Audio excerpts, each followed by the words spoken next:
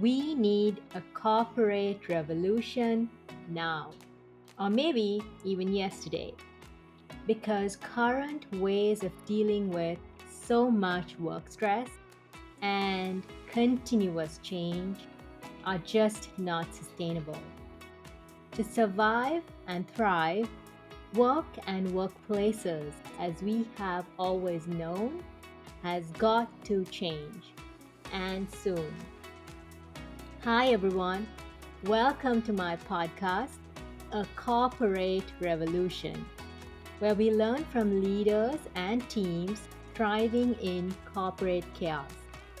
My name is Sabrina Sauja. I'm a certified leadership coach and team consultant.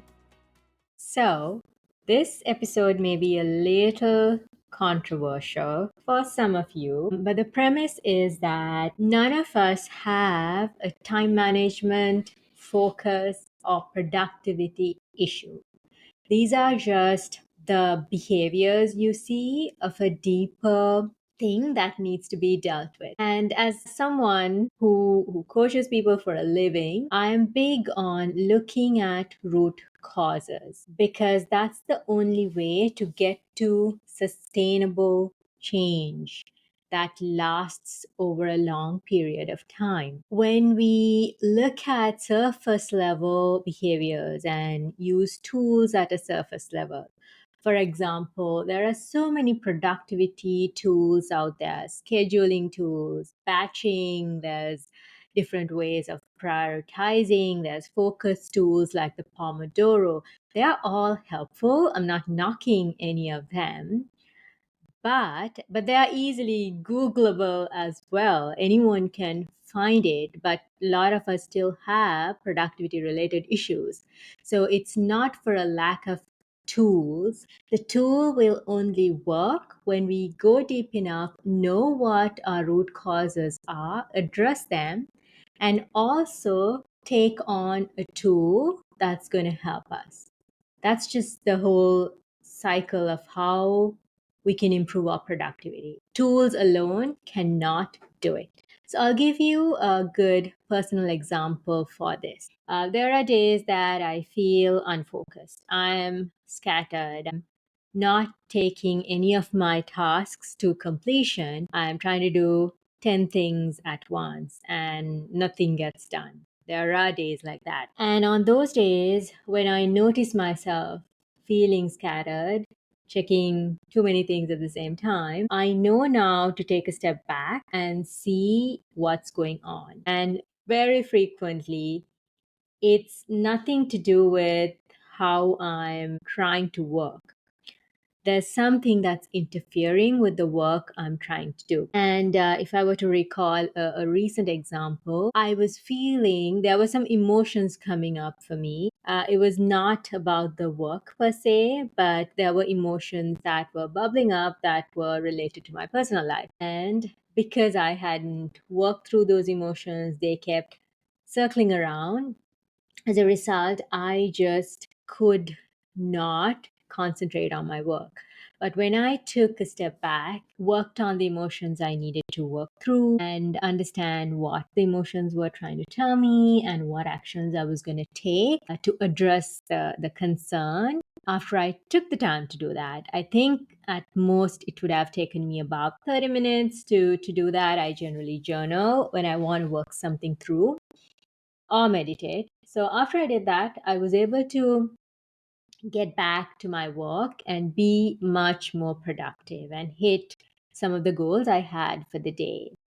So this is what I mean when I say that productivity is not the issue. There are other things we need to deal with. So, based on my personal experience and my experience working with many corporate professionals, I've seen time and time again there are four main root causes to productivity issues if we go deep enough. So I'm going to talk about those four and then give you some action items on how or what to do when you feel unfocused or feel like time is just running out. I'm going to give you some action steps to use the four root causes that I'm going to talk about and really make this practical for you, because that, again, is the goal of this podcast, to give you things you can use and improve your leadership, professional life, as well as your personal life. So let's jump in. The first root cause I see for productivity challenges is to do with low self confidence, self trust, or not having a growth mindset. So, having a fixed mindset. So, what that means is when we don't trust the work we are doing, or we are not confident, I look at self confidence um, as if it's on a spectrum. Some days we are 100, some days we're a zero, and we all go between those two, given the context and what's happening. So, on a day where I'm on the zero end, or less than 50, I could struggle to get my work done. I'll give you a good example. A friend of mine is a designer and creates designs in her daytime job. So recently she was telling me that it's very difficult for her to get things done. She gets distracted all the time. There's one thing or the other. Sometimes it's the phone, sometimes people call her up, or there are chores to get done at home. But as we went deeper and I put on my coaching hat, what we understood was design is a creative area, right? So the designs she's creating, she is questioning herself. Her self doubt is coming up and taking over. Therefore, she deletes most of the designs by end of day without showing it to her team or her manager. And so therefore, she feels like there's nothing to show by end of day, but the root cause was her self doubt. So once she fixes that part, I mean, I don't know if there's a fixing of self doubt. I believe as we keep pushing ourselves, going into the next level of growth, there's always going to be some self doubt coming up. But I truly believe we can manage our self doubt. And that's the work I do with my clients, learning to manage these thoughts we have connected to self doubt. When she learns to manage these thoughts that are coming up, she's not going to struggle with distractions anymore. So I hope you see the connection between how the productivity issue or the distractions are very much connected to how confident she's feeling about the work she's doing, and confidence in general about her as a creative professional. So that's the first root cause. And again, I use the words self confidence, self trust, growth mindset, all to kind of be related and mean more or less the same. The second root cause I see time and time again is our emotions, especially the ones we think are negative, although there are no positive and negative emotions. Culturally, there are certain emotions that are labeled as negative. So, when we have negative emotions, that can also lead to productivity issues.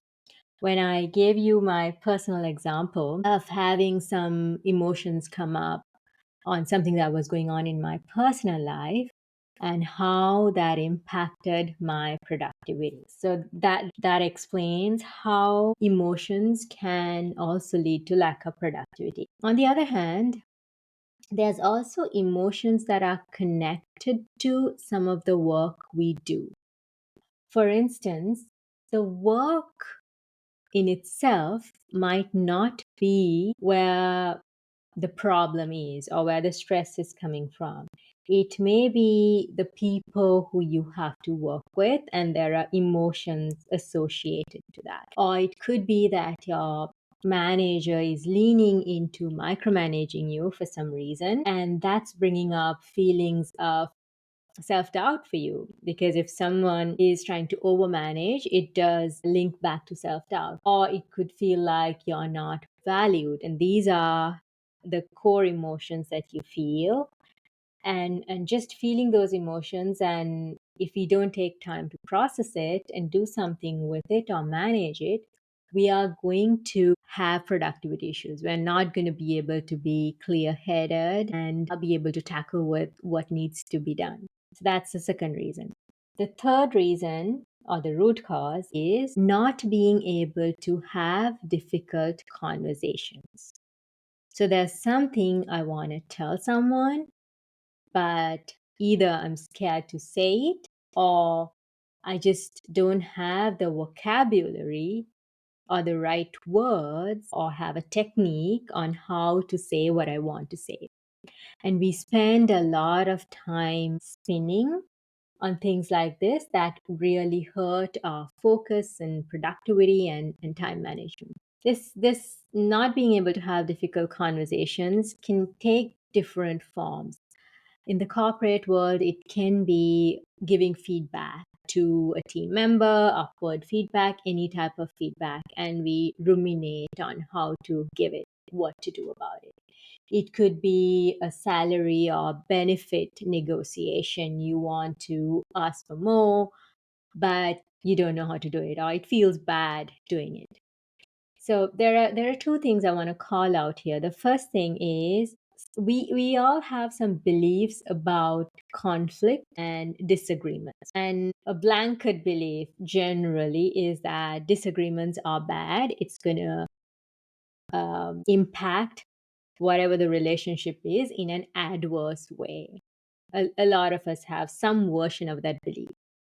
So that is one of the key things to look at and work on when we think about a conversation we want to have, but we are not having it. So there's something that's holding us back, and that there is a belief part to it. Once we get clear on the belief part, the next thing is technique. I believe many of us haven't been taught or modeled on how to have a difficult conversation well. When I say well, I mean assertively, not aggressively, but assertively, but also not being quiet and letting things go.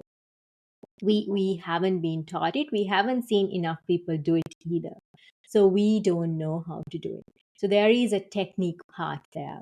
And I do a lot of workshops on these techniques as well. So those are the two pieces.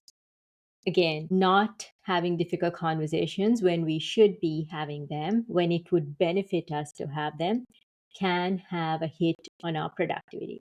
That's a third root cause I see many times working with people. The last root cause is a lack of space to think. I wrote a blog post a few years back, and the title was What Corporate Workers or Corporate Professionals Lack the Most at this time is thinking time, right? So, a lot of us, we are on the metaphorical treadmill.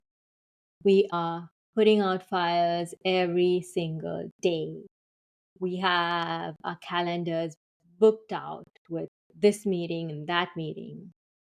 Um, there's so much going on. There's somebody wants something from us all of the time, perhaps at work, but also in our personal lives. So we're always on like this high alert, and we're always doing something, right? But the thing is, sometimes we're doing things without thinking about what we're doing, even without understanding if this is the right thing to do.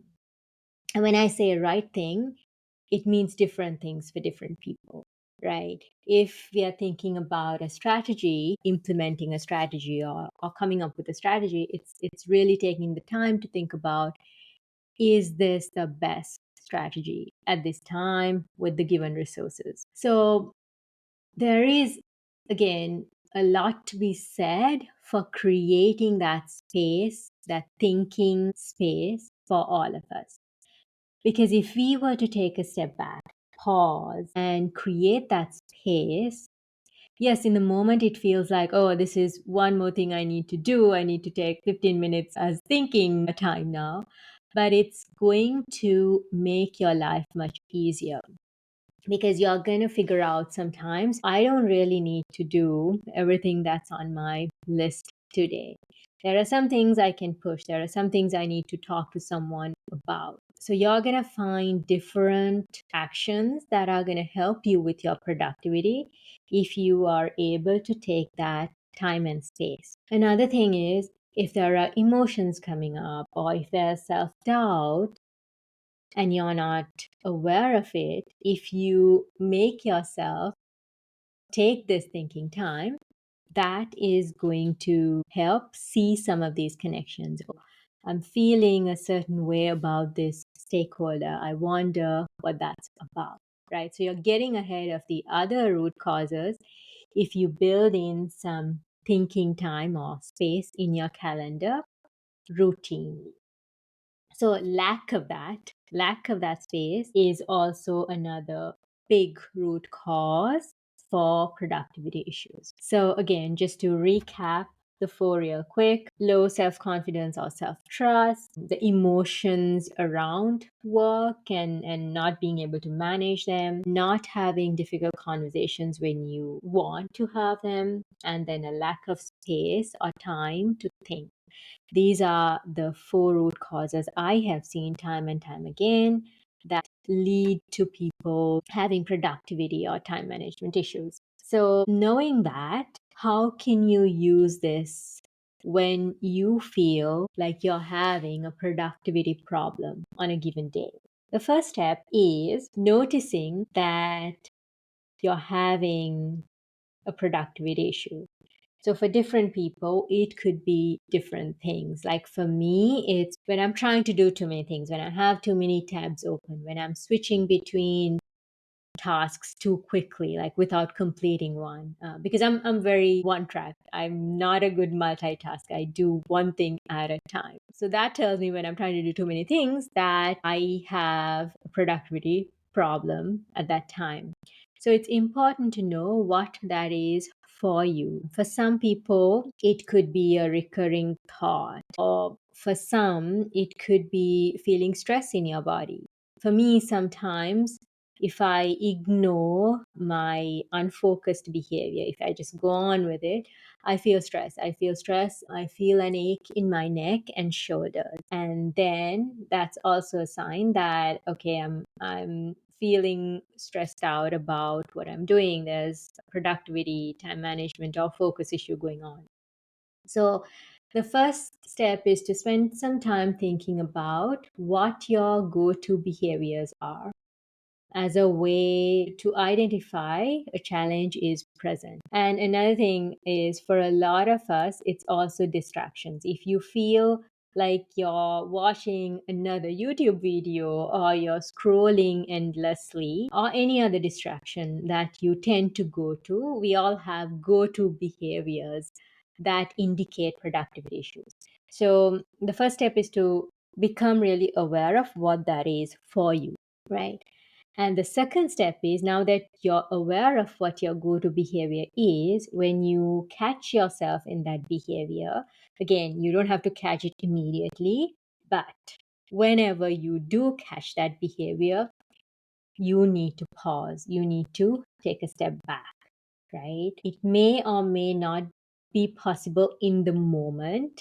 Say if you're in the middle of a meeting and you're feeling unfocused, that's you might not be able to just take time off or drop off the meeting. But definitely if you're doing work on your own and you're feeling unfocused, which also tends to happen a lot, you need to pause as soon as you recognize this behavior. After you pause, what do you do in that pause? In that pause, I want you to either journal or think, whatever you do when you think and reflect, right? Some of us have methods, some of us write, some of us might want to just speak it out to someone or even just record yourself speaking. Whatever method works for you, I want you to explore what's going on and use the framework of the four root causes I gave you a little while back. And think about what is more present for you at that time. Is it that your self doubt has become louder, or is it that there are some emotions that are coming up and I've got to deal with them? So sometimes there might be multiple contributing root causes. And that's just how life is. Life is messy. And you might find that maybe all of them or multiple of them are contributing. In those moments, I want you to ask yourself, what is the biggest contributor or what feels heavier, right? Because we want to pick just one thing out of the four that feels heavier. If you still feel like all four are relevant, just pick one. That's fine. Right? It's important to pick one because we don't want to try to work on too many root causes at the same time. And also, these root causes, there are interrelationships between all of these. So, for example, if I feel like I have low confidence about a certain matter, it is very possible that I know I need to speak up and have a conversation with someone. But because of me feeling a lack of confidence, I might feel less inclined to have that conversation. At the same time, if I don't have or haven't created time and space to think and process, that also means that I might not even recognize that, oh, there are emotions I want to deal with at this time. So there's interrelationships between these things, and that's why it works even to pick one of the things that you feel are present. So you don't need to pick everything that's present for you, is what I'm saying. Once you've picked your root cause in that moment, we want to work on processing what's going on, and that processing again can look different for different people. You might want to work with someone, a trusted mentor, friend, or coach on this, so you can get closer to the core beliefs that are operating for you. But if you're already working with a coach or someone, maybe you can process this on your own, do some journaling, and you can take it back to that mentor or coach when you meet them next. So essentially, you're exploring what the underlying beliefs are in that moment with regards to the root cause you pick. Next, you want to try to question those beliefs, right? Is this really true? For example, for my friend who's a creative person, is it really true that all her designs are not good? Can she look back at her career and bring data points where her designs have been published in a lot of places? She's won certain awards for this, right? So you bring in all of that and you question the core belief a little bit. It's not important to go from, like when you look at a core belief, to go from 100 to a 0, because that's not practical. It doesn't happen overnight like that. But what is important is to shake up this core belief a little bit. The next step, once you have shaken up this belief, is to think about action. What do I need to do to address this root cause in the context of the work I'm trying to do now? And that might mean asking for more time, talking to your boss, going for a walk to process some of the emotions. Whatever it is for you, you want to come up with maybe one to two, at most three actions you want to take. And then, if possible, to do those actions in that moment, you do it.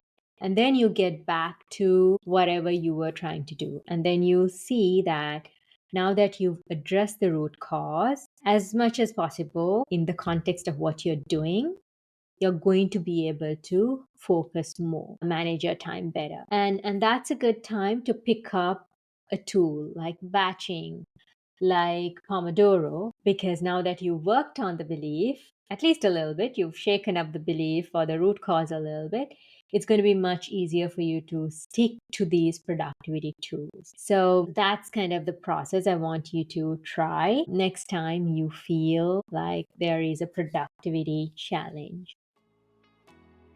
Thank you so much for listening. I hope you enjoyed this episode and took away something you can easily implement, because that is the goal here. Please subscribe and let us know if you have any questions or if you have additional tips and strategies, so we can all learn from each other and ignite this corporate change or revolution together.